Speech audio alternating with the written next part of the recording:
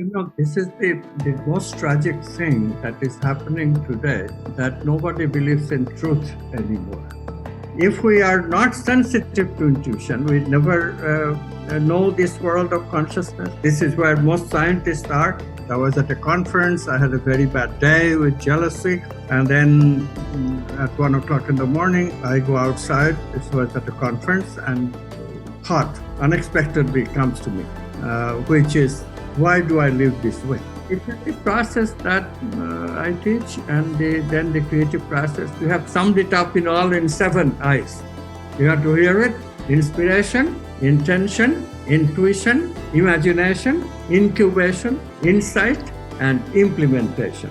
Hi everyone, welcome to Where East Meets West. I'm your host, Sister Jenna, and you have entered this portal of a beautiful collaboration between Epilogue and America Meditating Radio.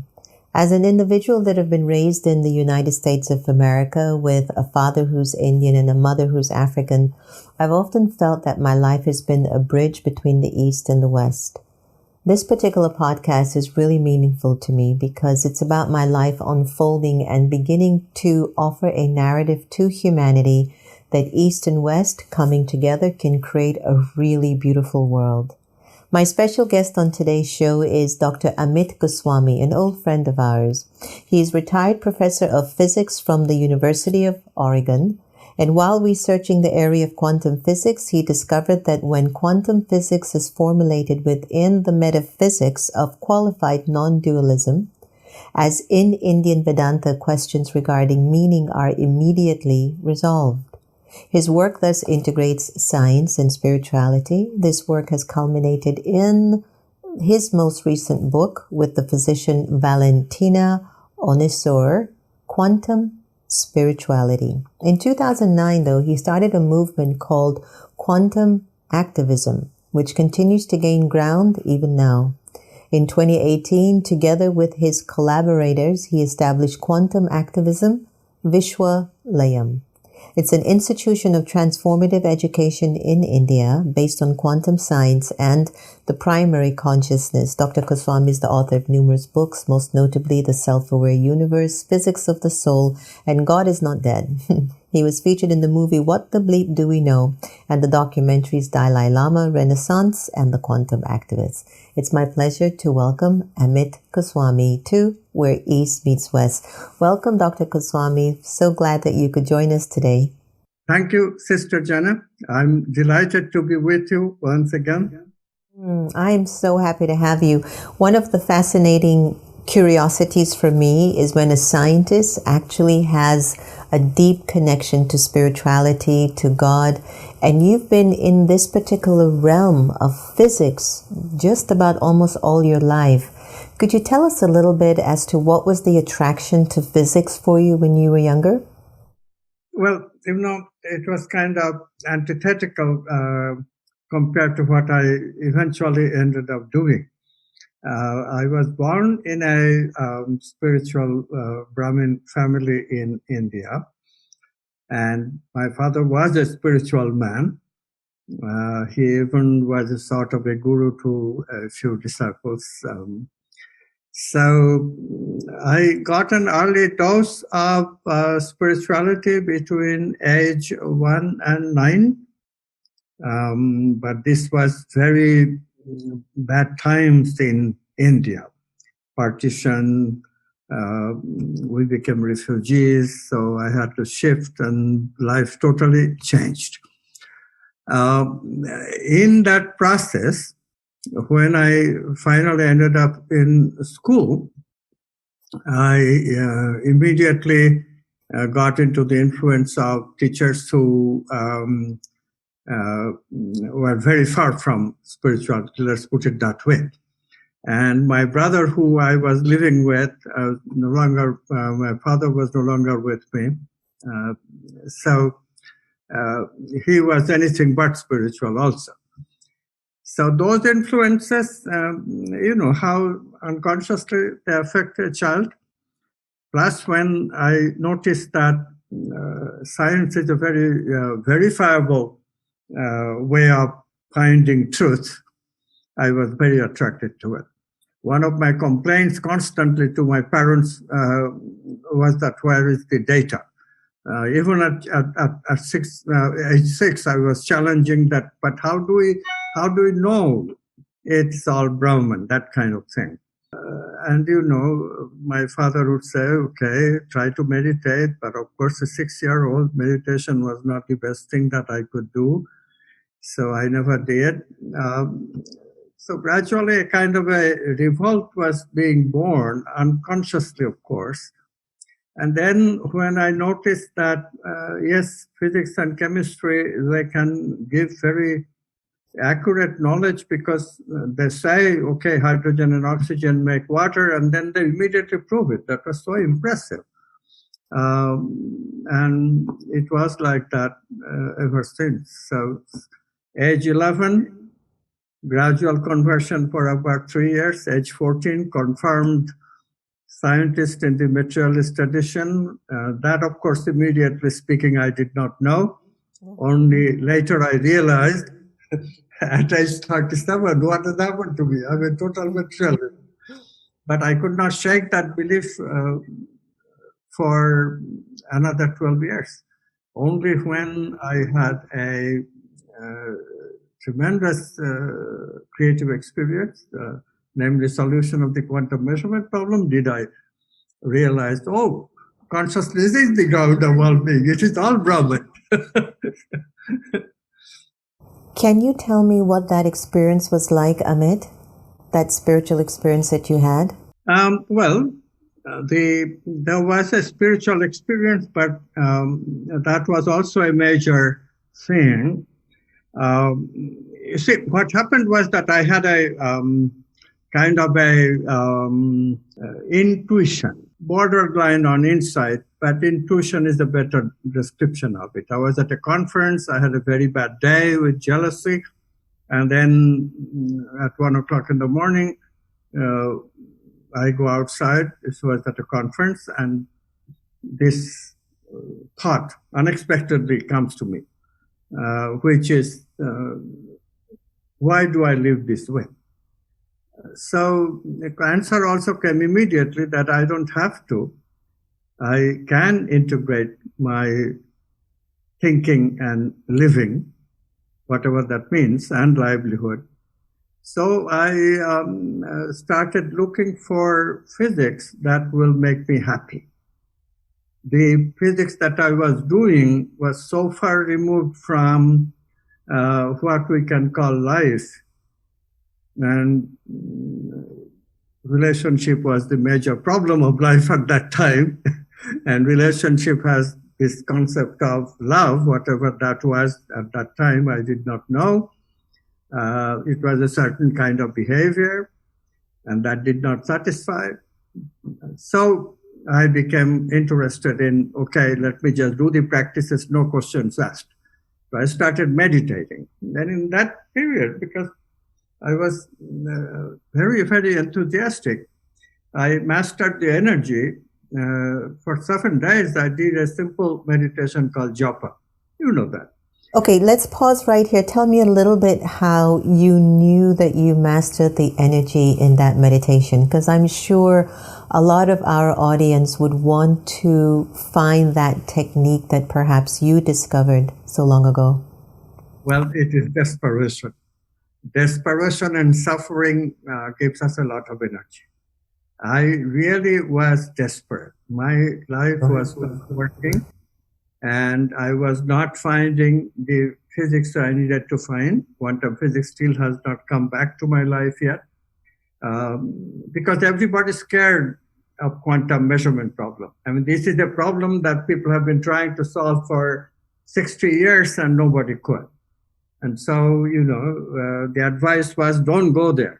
So initially I was not going there, but nothing else was making much headway into solving this problem of happy physics.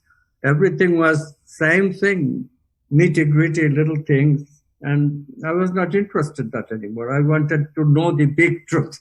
What is it about? I know what that feels like, Amit, very, very much, because, we are not using the soul's potential, and we're not using thought potential. And I think one of the most painful thing as a human being is to live in such a tiny world when God is giving you this expanded, unlimited way of being, not just not only as a physical form, but more so the vibrational form that, your spirit has the capacity to transcend. Our Daddy Janki, who you met many years ago, she passed away in 2020 on March 27th. And they've inaugurated a stamp, the President of India with a stamp. A year later, I had acquired a retreat center called the Om Shanti Village in Washington, D.C.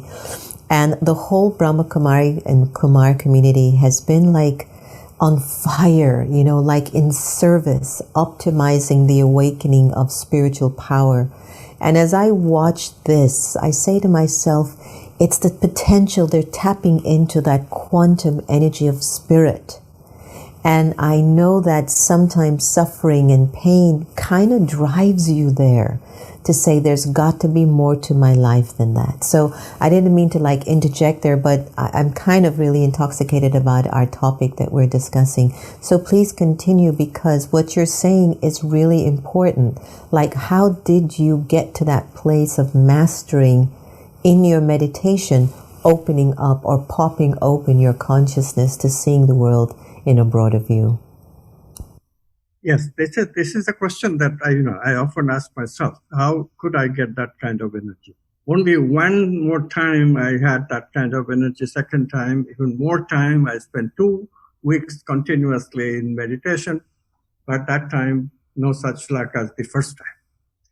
But let me start. My guess is, after this so many years, that the curiosity that I had about knowing truth, that my father and in indirect way, even the teachers did instill in me. Science used to be, when I was doing it, a pursuit of truth. And, materialism was not a dogma yet. I'm talking about 1950s. When I was the graduate student. So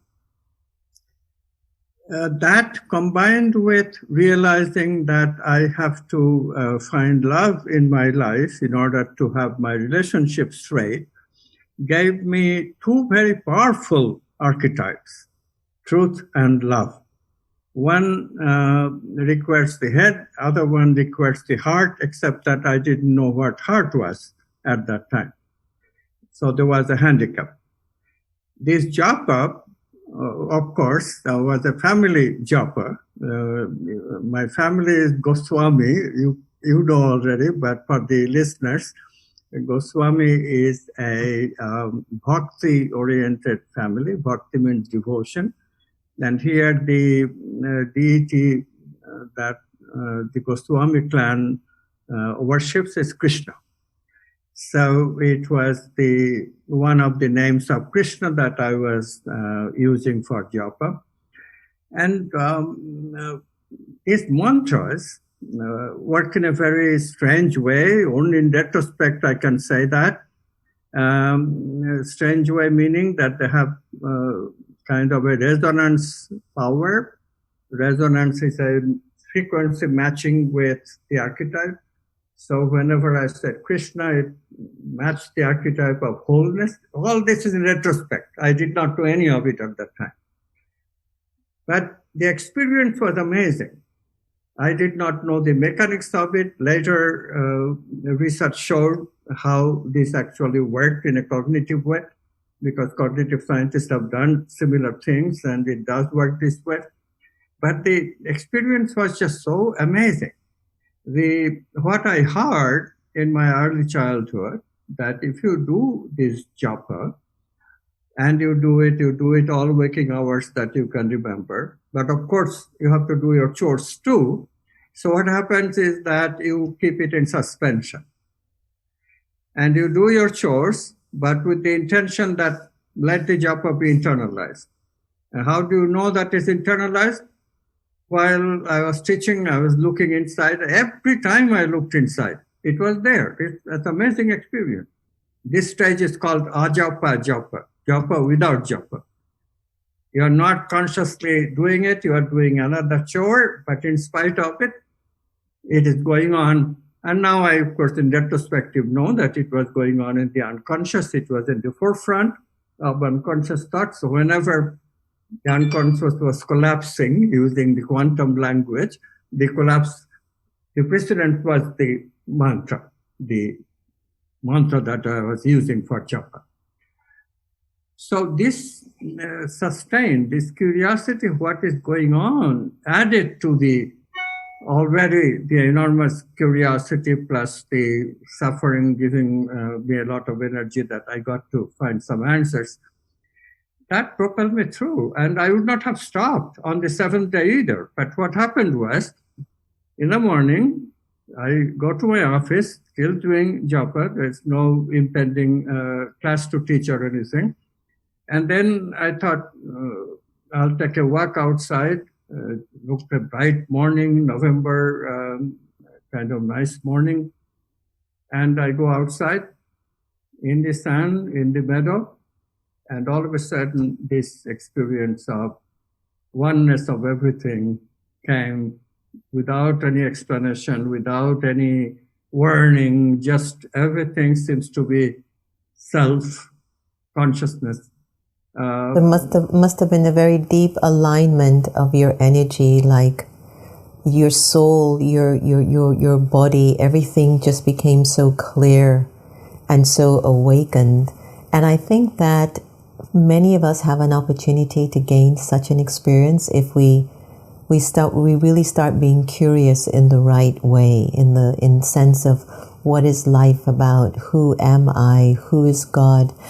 You wrote a book, God is Not Dead, and I'm so curious to hear, like, how did that come about? Like, why did you start writing that, and what was that all about?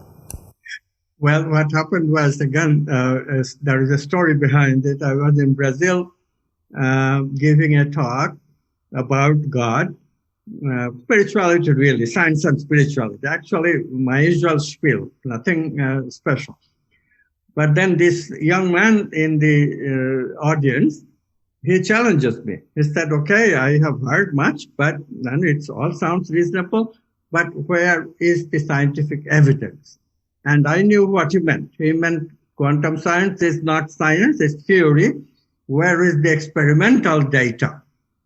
And I had just came out of my mouth without any thinking. Young man, I said, scientific evidence for God is already here. What are you going to do about it? That's really the question. So he and I and the audience got into a wonderful conversation about what eventually became quantum activism. So, after that, I felt compelled to write this book.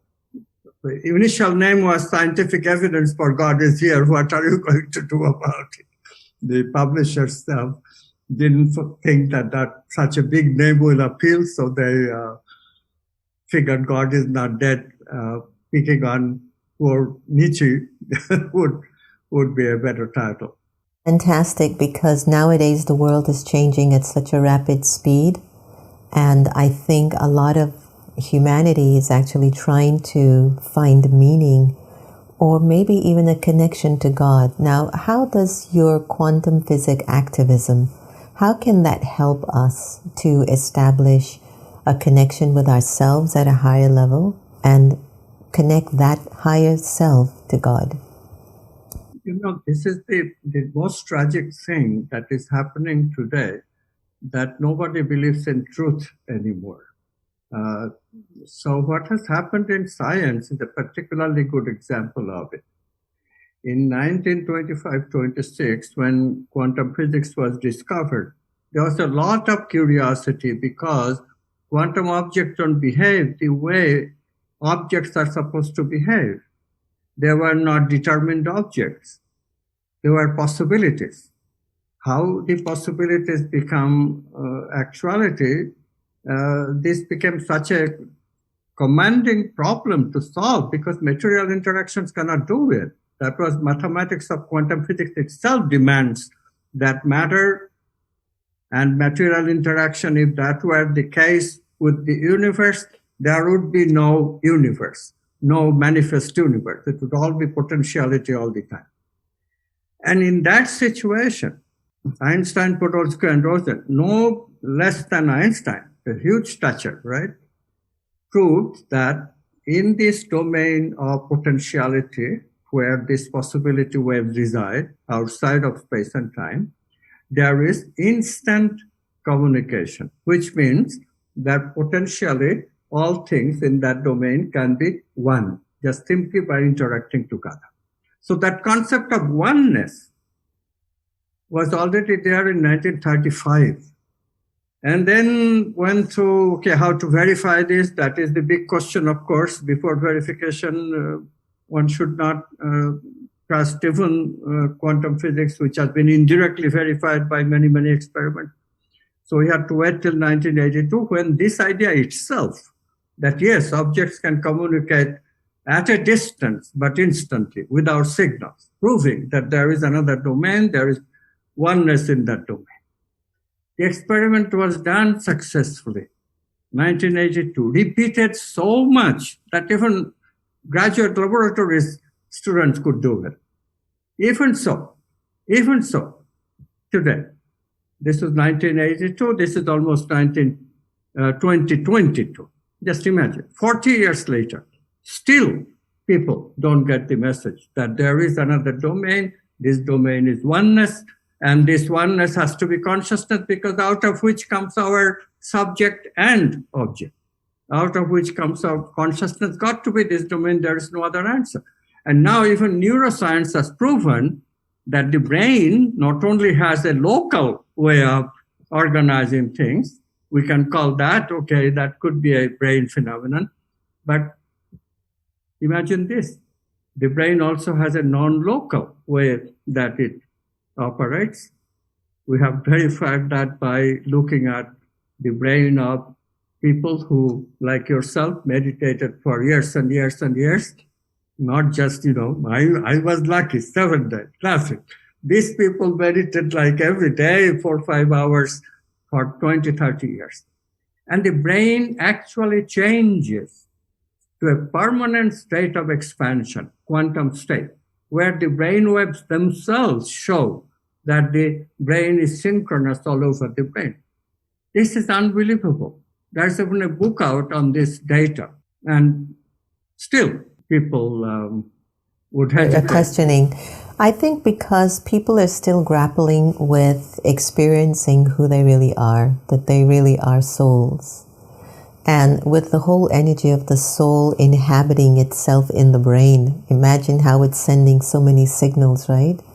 And if we can just heighten our capacity of consciousness, the world will be so much of a better place. You've got a book out that is How Consciousness Creates the Material World. And you speak a lot about consciousness and how thoughts create manifestation. And I know that a lot of people, especially from the movie The Secret and other, formulas like Abraham Hicks of the Law of Attraction, a lot of folks focus their thoughts now on acquiring material possessions. One of my areas of looking at this is, how do I acquire a good character? How do I acquire truth? How do I acquire peace and purity in my nature? Would you be able to speak to me on that in terms of how consciousness can really manifest things in our lives? Yes, this actually, since then, in this self-aware universe, I have done much work on this very subject, because this is one of the crucial subjects. So I became interested in creativity because obviously it is not as easy as the movie Secret tries to tell us. I mean, it is nice to hear that to be enthusiastic. Yes, okay, the secret is we have to kind of learn to be, and that part, this is part of the secret, indeed. I mean, that's what you teach or I teach about meditation. You have to slow down and learn to be. That's part of the secret, though. The rest of the secret was convinced it has to be meditation, creativity, and all this. So I wrote a book on creativity, did a lot of research, and that research, fortunately, is much more accepted than the experiment that I was referring to, because creativity is not directly contradictory to the materialist point of view. There are ways of wiggling out. So that was the first thing. But then I also realized that one can augment the creative process by a simple process of intention making. I call it the 3I. The crucial thing in our experience, we have sensing, feeling, thinking, and intuition. Intuition is the crucial experience, and people don't usually have that experience. Many people have never in their life have the experience of intuition, or even if they had it, it was such a small glimpse that they ignored it. So intuition is really ESP. So we have competition going on. Material world sends us sensory signal, and then consciousness sends us extrasensory signals. And that's intuition. If we are not sensitive to intuition, we never know this world of consciousness. This is where most scientists are. They have never known in their life what intuition or creative insight is about. They're rational people. They do their theories with rationality and experimental data. So this realm, unbelievably, is opaque to all these people. And so the basic process, I believe now, is that not only the creative process, but also a process of inspiration, because that expands our consciousness. Expands means that I can include more. I can be open to more than my belief system in those moments of inspiration. And then I make an intention. Yes, I want to manifest this. And the basic part of that intention is the synchrony with the movement of consciousness. Intention has to have a purpose. Purpose comes to us via this DSP of the archetypes: love, beauty, justice, truth. These are examples of archetypes. And if we are open to this, this is what the intention does, then intuitions are much more easy to come to us. So it's a process that I teach, and then the creative process. We have summed it up in 7 I's. You have to hear it: inspiration, intention, intuition, imagination, incubation, insight, and implementation.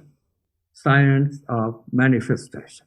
We can use the soul's energy. We can definitely create so much wonder if we're just open to it, you know. Well, look, I could talk to you on and on and on, but due to time restraints, such as life. But I'm going to take you through what I called my spiritual rapid fire. So I'll give you an option of 2 words, and I just want you to choose one and share with us. Ready? All right. God or religion? God. A movie or a book? Movie or a book, right? One would you choose? Okay, book. Coffee or tea? Coffee or tea. Tea. Reading or writing? Writing. Dancing or swimming? Can I take both? Do you prefer silence or speaking? I prefer, again, silence, mostly when I am into trivia. Then I prefer silence. But if I am invited to speak with relevant stuff, then I love speaking. Definitely, if you're on the stage, you don't want to stand there in silence and then tell everybody this is quantum activism. Dr. Amit Goswami, thank you so much for joining us on Where East Meets West. You've been a delight, and hopefully we'll get you on again to tell us more about all the amazing things that you're doing and to educate us more on how we can use our spirituality for better good. Thank you so much. It's always a pleasure. All right. So everyone, that was the Dr. Amit Goswami. As you can see, we have taken so many treasures from his conversation today, and I know that I've opened up to a lot of eyes right now. You know, there was a time that you thought the eye of the ego was a big thing, but he's talking about the eye of the soul, the insight, the intuition, just all of these amazing capacity and potential that we have. You know, I have to tell you that when I look at my own life, one of the things that drives me the most is to see what can God do through me. And even though I don't always get it right, I'm always open to seeing the possibility of how God's light can actually work through the eye of the soul and take not only my life forward, but everybody who's around me and connected to me as forward, if not even ahead of me. So may this conversation be one that really triggered a lot of thinking for you, that you open up your intuition and your insight and your wisdom, and that you recognize that God really isn't dead. The question is, what are you going to do in terms of your relationship with the divine? Thank you so much for joining us on another episode of Where East Meets West. We wish you all the very best. Feel free to drop us a message on Epilogue website or on America Meditating Radio. Take care, everyone. Be well.